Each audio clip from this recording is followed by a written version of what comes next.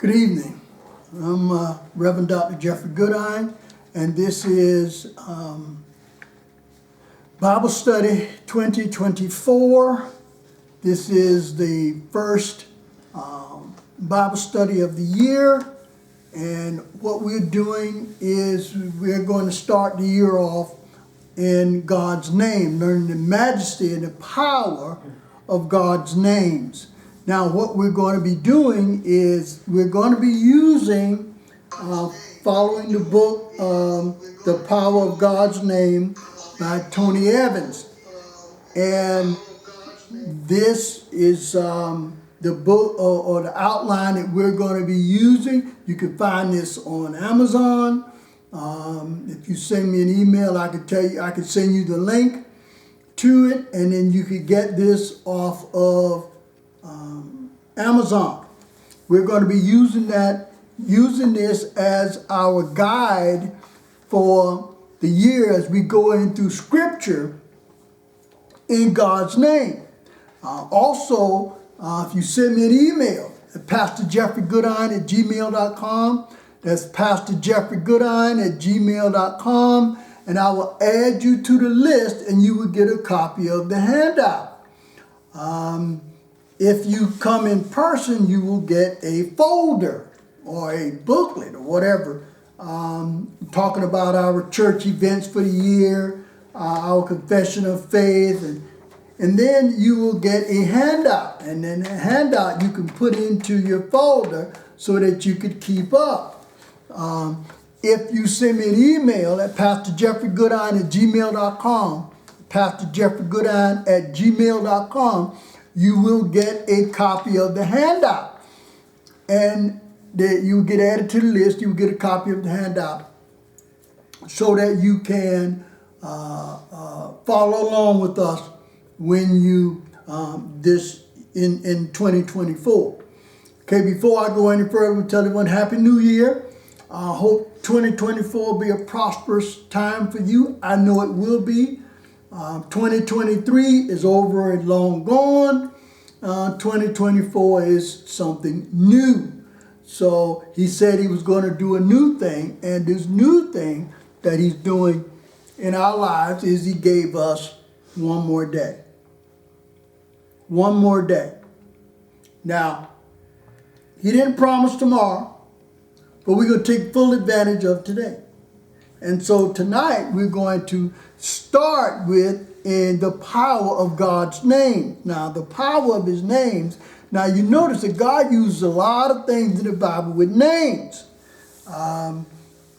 Learning to know God by his names opens the door to knowing his character more fully and experiencing his power more deeply, which is learning the names of God. Now we're going to cover some names. We're going to cover the foundational names of God. We're going to cover the compound names of God, and we're going to cover the incarnational name of God. And God does things with names. Now, the names that when we think about names, think about there's a lot that goes into, as they say, naming a child. You know, we want something to reflect that person. And sometimes we give them a nickname to best describe them or their personality or something of that nature, that when you hear a name. Now they're going into looking at the meaning of a name.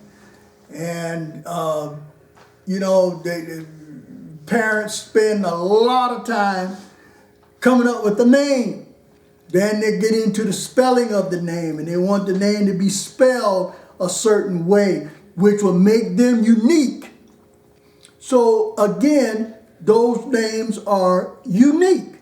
So if you think about it, in the Bible, God changed Abram to Abraham to represent who he is. Then he changed Jacob's name. Jacob's name was changed to Israel, which means one who prevails. And then in the book of Hosea, you see that God changed the names of Hosea's children. So each name that he changes, he does it for a specific reason. We know that Peter, his name was Simon. He called him Cephas. But his name really, Peter, which means, as it is translated in Petros, and it means rock, which is why he says, and upon this rock I will build my church. Well, the name Peter represents rock. So that's why when even though he betrayed Jesus, Jesus said, you go and feed my flock. You are the rock that's going to be the foundation of the church, of the followers. So you see, names have a significance. And we're going to study the names of God in each one. Now, there are other names that are out there for God. There's a whole bunch of them. But these are the biblical or the scriptural names of Jesus that we're going to cover. Now, if we take a look at names, there's a folder right there. If we take a look at names, and there's a pen over there also. The name, like your name, your name makes you unique. Well, the same thing with God, his names are unique. But they're unique in that when you look at it, God has a name to meet the needs of any situation that you face in life. There's a name for a provider, protector, creator. You name it, there's a name out there for you in your situation. And the problem we have is that we don't know God. We don't know the power of God's names in our crisis. We just don't know the power of the name. So in this series, we're going to get into the power of God's names. Now, to you, his name could be the protector on a dark road when I had a flat tire and someone came along and changed my tire. That could be the name. Let's say he's the name when there's no food on the table and all of a sudden somebody comes to the door. That's a name that you use. He's my provider. He did this and he did that. And we got a name for Jesus. We got a name. But we're going to cover his biblical names per se, if you want to look at it like that. Because they describe who God is. And it describes who he is for that moment in our lives, in our crisis moment in our lives. See, I think when we understand the name, then we can apply that name in our prayers to the crisis that we had. Now, there's nothing wrong with calling God in a blanket per se, but there's a particular name for him as a provider. There's a particular name for protection. There's a particular name for the creator. Those are particular names, and those are the things that we're going to be covering. So, those are the names. And you've heard these before. Well, I hope you have. If you have not heard any of these names before, then that's why you're in Bible study, because we're going to go through these names. And when you hear the name again, you'll have an understanding of it. You know, we know names and they make people unique. You know, think about it. We know people are unique when we call them, when we give them nicknames. You know, we got nicknames for our kids and grandkids and, you know, and friends, you know. There's nothing wrong. We just know when we hear the name, we know who they are, without a doubt. If you were growing up and someone was called Slim, you kind of know he was thin, you know, and you know who it is. And then sometimes we use names like opposite, like we call somebody tiny, and then when we see them, they're big as a truck. You know, and you want to know, how did you get that name? And then they'll tell you, they'll give you the rundown on how they got that name. Well, that's the same thing here that we're going to be covering with games, with the names. Now, God's names are unique to Him. Now, the problem we have sometimes is that we don't call on Him in that name, in that particular name that goes with our particular crisis.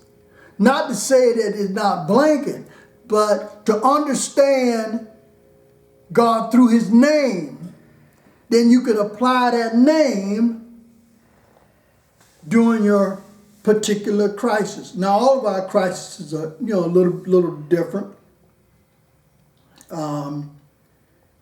You know, when we need a healer, you know, we call Jehovah Rapha. When we need a healing, that's associated with healing. Jehovah Jireh, that's a provider. So you see in our particular circumstance, there's a name, a representation. Now, back during Joshua's time, when Joshua was getting ready to cross over, they called it the Ark of the Covenant. That when they see the Ark of the Covenant, well, the Ark of the Covenant was the representation of God at the time. That was the Ark of the Covenant. So when they knew Ark of the Covenant, they knew that was representation of the Lord. That was the name. The Ark of the Covenant. So you see that the name means something. The name means something. So we're going to cover this year. We're going to start the year off going in God's names. The majesty of His names. Now, if you remember, when we in the Bible we see Isaiah, and Isaiah saw Him on the throne. Isaiah saw the majesty of God. He could not describe it. He just said, in all its majesty. Now, there's majesty in God's names. And then, remember that when God said, who will go and speak for us? Who will go and speak? Who would go in God's name to speak? And this is the famous thing, Isaiah, send me, I'll go. So I will go speak in your name. I will go and tell people about the majesty of your name. But he was using the idea of him seeing the grandeur of the Lord, the grandeur, he could not explain what he saw because nobody would be able to understand it. And then we're going to get into how do we make people to understand God. Now we do by saying that he was with me in the doctor's office. He was with me in the hospital. He was with me in the courtroom. He saved me. He was with me in the car. And all of this, those are names that we use. We can't explain it. We can't describe it. So we use analogies for his name for people to understand what he has done for me and what he has done for you. Think about it for a moment. When you try to tell somebody what God has done for you, you don't even know where to start. You just don't know how to get, so you break it down into he blessed me with this. But you know it's more than that. You know it's more than that. It's something about that name. It's something about that name. It's just something about it. But to try to explain it to someone, then it becomes difficult. So now we have to bring it down to human level, on a physical level, so that we would be able to understand it and understand what he's done for you. But we know that we talk on a spiritual level, and it's just way beyond anything that we can define. All we know is just call on his name. We just call on his name. And we know what that name means. So, God's names, he has a name for every situation, or every crisis in your life. So we're going to learn those names so that instead of just when we need a provision, instead of just saying Lord provide, we're gonna call Jehovah Jireh. Jehovah Jireh. And you know that means that he's a provider when we need healing. We say, Lord, heal me. I mean, we do that. But when we know Jehovah Rapha, we're calling him as a healer. And we're calling him in his name as a healer. And those are just some of the examples of it, what it is that we, when we talk about it. The name is, think about it. When we connect God's name to my circumstance, then I'm putting what he represents. He represents a provider. He represents a healer. So I'm putting that name to my situation. And if you think about it, when I put the name to my situation, that particular situation, you know how powerful that is?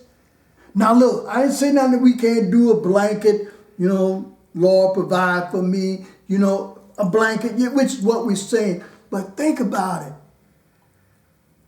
Think about when you pull that particular name and you pray in that particular name. Come on. Think about it. There's a group of people, whatever, however it is.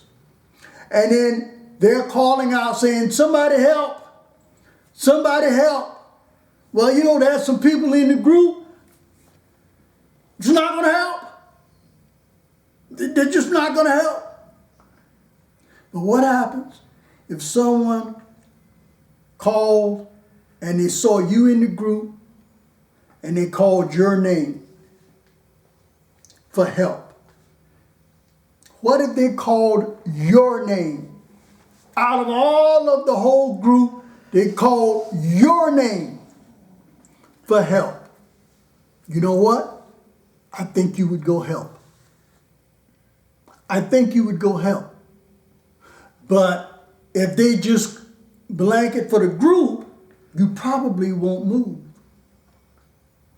Or you'll sit around and wait to see if somebody else is going to help. And then, if somebody else take the step forward, yeah, then I guess I'll help too. But what happens if they call your name, particularly your name?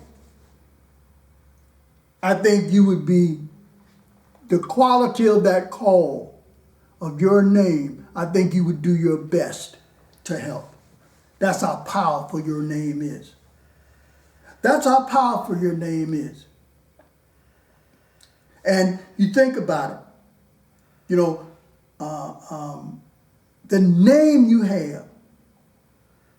Now we have universal names, your mama, daddy, grandma, grandpa, whatever, however you want now, whatever name they give you.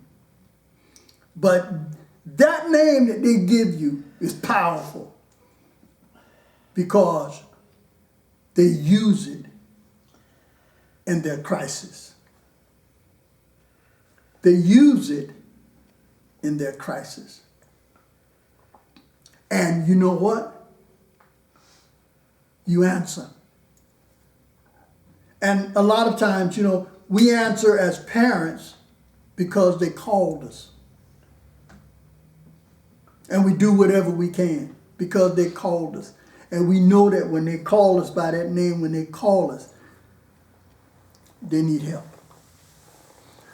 So if we think about the name. Now, a lot of times in the Bible, especially in Exodus, when he was telling Moses to go and tell the people and talk to the people, Moses said, yeah, God, I'm going to go talk to you. I'm going to go talk to the people. But they're going to ask me, what's his name? He said they're going to ask me, what's his name? Who are we to say? Who am I to say that? And this is, I'm just paraphrasing. But here's Moses, God's talking to Moses and telling Moses to go to Pharaoh. And he told Moses, you just go talk to Pharaoh. I'll send word, my name. And then when you talk to the people, you tell them that this is what I want you to do. But then Moses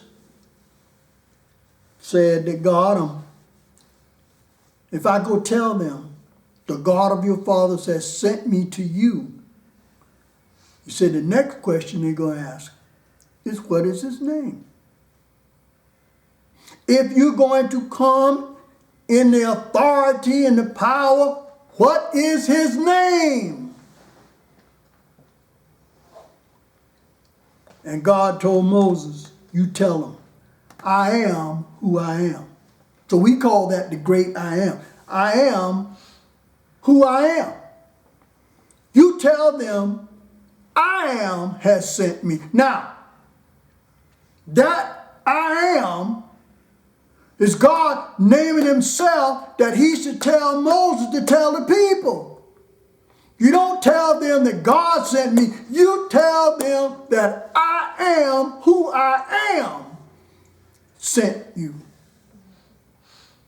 The name. So you see, there is something in the name. Now that was one of the things in the Bible, in one of the instances in the Bible, when God was like, I am who I am. It wasn't tell him God sent you, or tell him your God sent you, or my God sent you. You tell them, I am who I am. That's what you tell them. There'll be no confusion. None. No confusion. You tell them, am has sent me to you. The name I am. So you see that you'll see that there are names throughout the Bible that for any situation that you have in your life. Any situation that you got. And there's no situation that God doesn't have a name for.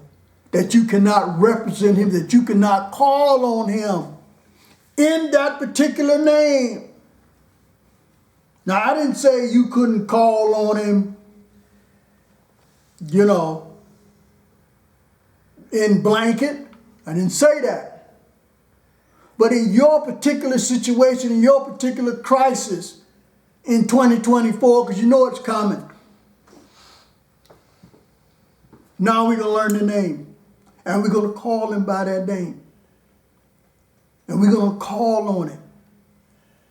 Particularly to that name, because that name fits my situation. My particular situation. Straight shot. Straight shot. So, in the handout, you see the key to unlocking the treasure in the name. When you identify and understand which name relates to your particular situation, you'll be able to connect with God's power to deliver you in that situation. And that would be under Proverbs 18 and 10. Come on. Proverbs 18 and 10. Proverbs 18 and 10 says, the name of the Lord is a strong tower. The righteous runneth into it and is safe. So in other words, God's name, what the psalmist is saying, not the psalmist, but in Solomon is saying in the road, okay, back up here. Let me slow down a little bit, getting a little excited. Book of Proverbs.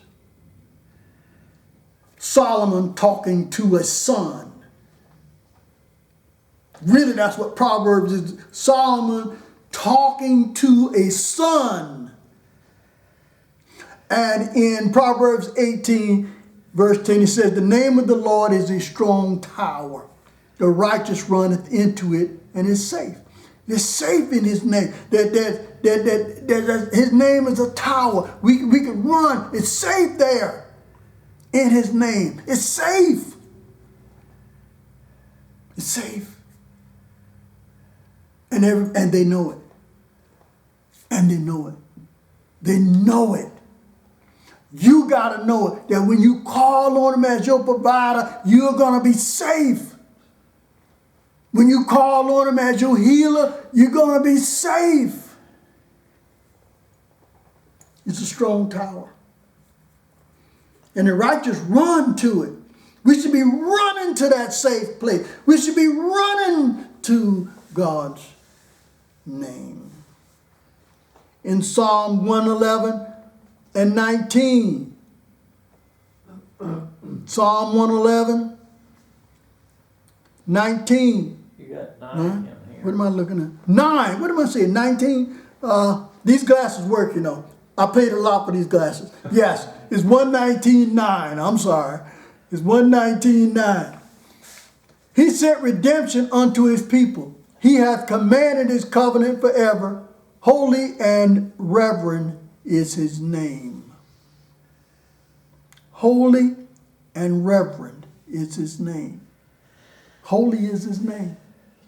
So, if you see now we got his name, and we know it's holy. We know it's a tower. We know it's safe. We know it's safe. His majesty. The use of human anatomy to describe God is called that's supposed to be a P-R-O. Oh, I misspelled it. It's supposed to be A-N-T-H-R-O-P-R-O-M-O-R-P-H-I-S-M. I misspelled it. Bummer, dude.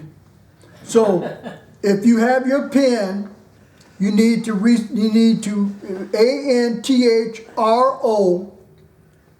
Anthropomorphism, which is anthropomorphism. That is the use of human anatomy to describe God. Now think about it. So the R after the P is an O. Right. The R after the P is an O. My mistake. My mistake. No wonder that thing had a red line under it. And I was looking at it going, that's how, but anyway, that's me. What happened to spell correct? Yeah. Spell check, probably don't even know the word. But now this is, if you think about it, in Psalm 8, we see that David makes representation in a physical sense. That using the human anatomy. Now, when we go to Psalm 8 and verse 1, we say, our Lord, no, again, that's, oh Lord. Come on, glasses, you're supposed to be working today. Maybe I'm so excited. Let me calm down for a Maybe they minute. need to be cleaned. Yeah, probably. Let me calm down. I'm all fogged up.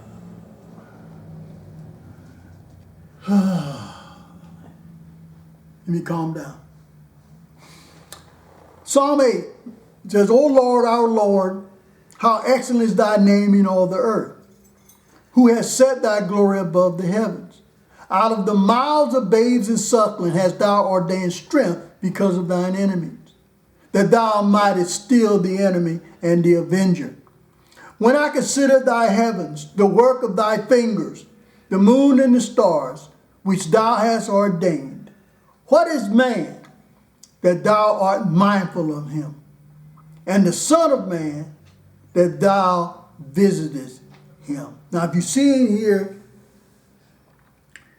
the anatomy out of the mouths of babes and suckling, out of the mouths comes strength. Out of the mouth of babes, where we ordain strength. If you have, be not afraid. Kids are not afraid. They'll do it and they'll say anything to you. They're not afraid. They're not afraid. But that's the strength that they have.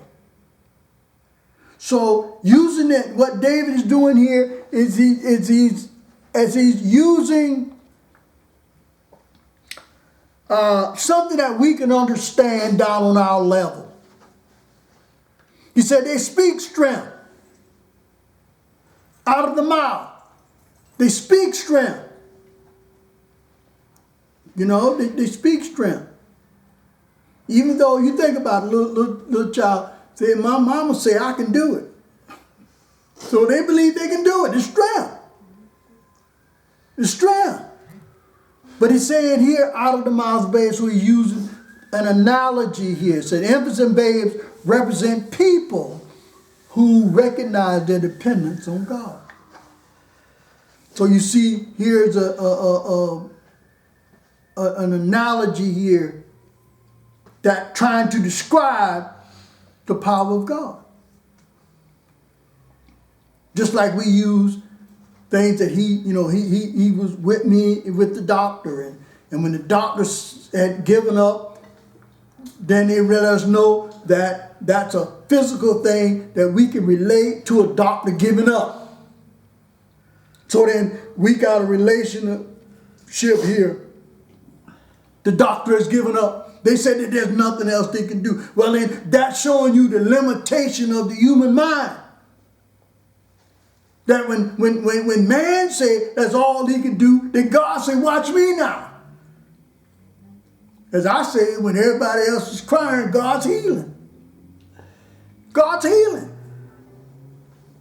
He's healing. When everybody else is throwing up their hands and whatever you want to call it, God's healing. So we use that as an analogy. Now, If we think of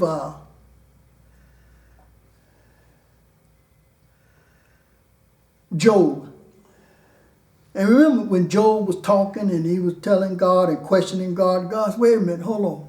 I'm just paraphrasing. God, hold on, wait a minute. Where were you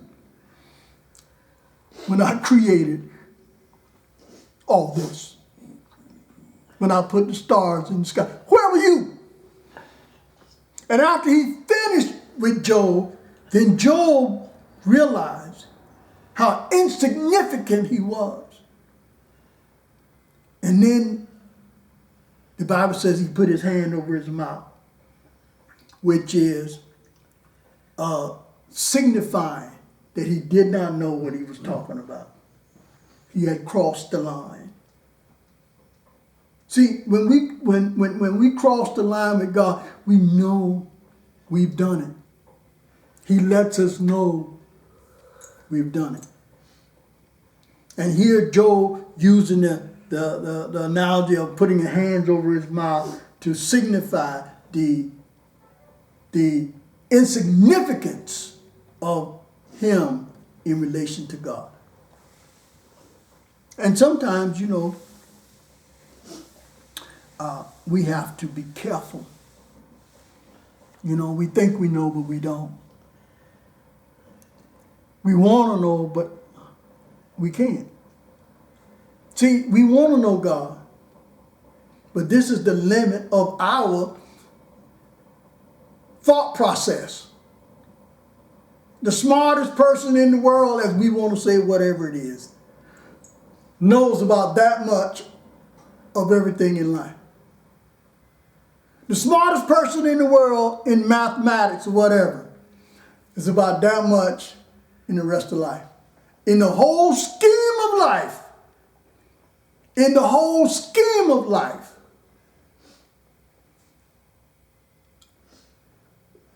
the smartest person, like me, is about that much. And I'm trying to keep my fingers from touching, because if they touch, that means you don't know anything. Well, that's about how much you know in the scheme of life. But guess what? God knows it all. So you think about it. And that's what Job, he realized that God knows it all. I only know a little bit and what affects me. That's all I know. That's all I know.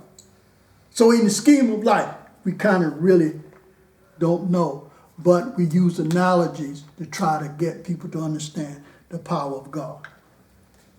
The next one, hallowed be thy name. Hallowed be thy name. Now, the word hallowed and holy come from the same root word, which means apart and sanctified. So when we say the Lord's Prayer, hallowed be thy name, that means we're setting his name apart from everybody else. And you can see that in Matthew 6 and 9. So, come on. Matthew 6 and 9. And this is, and when Jesus was telling them that they needed to learn how to pray. Now, we took this now and turned it into the Lord's Prayer. But really, we take it as the Lord's Prayer, but really it was just a guide that how you're supposed to pray. See, we took it and made it into the Lord's Prayer, which kind of, yeah. But what Jesus was telling is, this is how you should pray. Not what to pray, but this is how you should pray. And the first thing he says is, our Father which art in heaven, hallowed be thy name. Now we're going to call him by his name. We're going to reverence his name. That's how we get to hallowed be thy name. We're setting his name apart. We're setting his name different from anybody else's name. There's no close. None. So here Jesus was saying, set his name apart. But again, we took this as the Lord's Prayer. And yes, it is. When we look at the Lord's Prayer, yes, it is. But that's not really what it should be. This should be our guide as to pray. And when you go through it, if you use that as a guide to pray, then you first thing you do is you set his name apart. Different from everybody else. You set his name apart. So again, his name. Now the next one I put, taking God's name in vain. Now we always say don't take his name in vain, and and all of that and everything, and blasphemy for taking his name in vain, and we use it, and we just put all kind of connotations on it. But vain means empty and without meaning. Whenever we use his name in vain, we're doing it without meaning. No significance. No significance of who he is. None. So we take his name in vain. And it defines God by our own wishes and desires rather than to know him as he defines himself. So we use his name in vain. When we use his name in vain, we strip him of the meaning, his significance. There's something about his significance. We don't honor him through his name. We made his name, we made it common. We made it common. And we use it so much until there's no reverence to it. There's no reverence to it. Even though we kind of try to mean it that way, but there's no, when we see see one of our children do the first thing, Jesus Christ, why did you do this? Taken away from his reverence. We use it in a term of speech with no reference, empty. So we got to be careful with that. And in Exodus 20:7, come on. Exodus 20 and verse 7, it says, "Thou shalt not take the name of the Lord thy God in vain, for the Lord will not hold him guiltless that taketh his name in vain." Now, we should not use his name in vain. Now, look, hold it. Let's clear up something. Do a public service announcement. Yes, we do. Yes, we have. We need to stop. Yes, we do. Yes, we have. We need to stop. How can you expect a particular delivery from your crisis when you just use it common? You take the meaning out of it.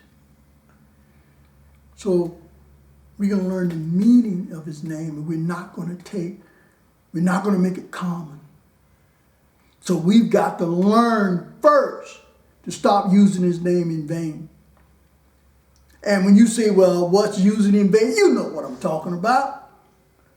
I was getting ready to say it's not always damning God. It could be, we all use these phrases, good God, or for the love of God, and goodness, or oh Lord, why would you let that, what are you doing, kid? But none of those are really glorifying God. Right. It's and what he's saying, using phrases. Yeah, we use it as a phrase with good intentions per se, but when they say the road to hell is paved with good intentions, it's good intended, but no.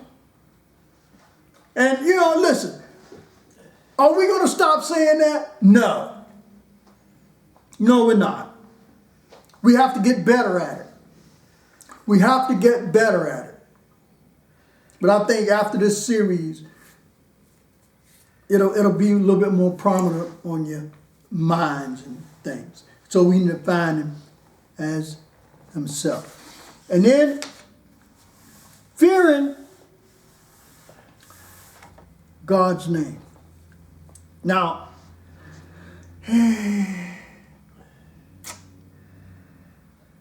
we're using the word fear here, not in the sense that we would say fear. Fearing God's name is to view the God name through spiritual eyes, not just our physical eyes. We should show reverence. When we say fearing God's name, we're talking about showing reverence to him, showing reverence to his name. That's why when Jesus was telling people how to pray, he said right at the beginning, you set his name apart. Holy be thy name. Set his name apart from everything else.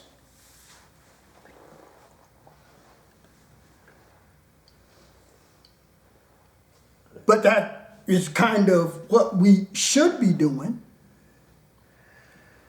But, sometimes we like Rick said, we say these phrases, we just blurt them out. Sounds good for the situation, but it's really not, like he said, it's not showing any reverence to him. We just... It's not thinking. Yeah, common, just out there. And then we say some things that sound biblical, but they're not. There's a lot of phrases that we use that's nowhere in the Bible, but they sound good. And we use them. So anytime we use something that it does not